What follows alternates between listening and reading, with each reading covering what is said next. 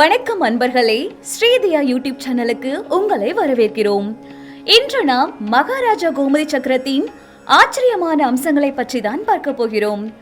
மகாராஜா கோமதி சக்கரம் கங்கையின் துணையாரான கோமதி ஆற்றில் காணப்படும் ஒரு கனிமமாகும். இந்து மத நம்பிக்கைகளின்படி இது மிகவும் புனிதமாகவும் செல்வம், அதிர்ஷ்டம் மற்றும் நல்வாழ்வை ஈர்க்கும் சக்தி வாய்ந்ததாகவும் கருதப்படுகிறது. கோமதி சக்கரம் சுதர்சன சக்கரத்தின் ஒரு சின்னமாக கருதப்படுகிறது. இது விஷ்ணு தேவனின் தெய்வீக ஆயுதமாகும்.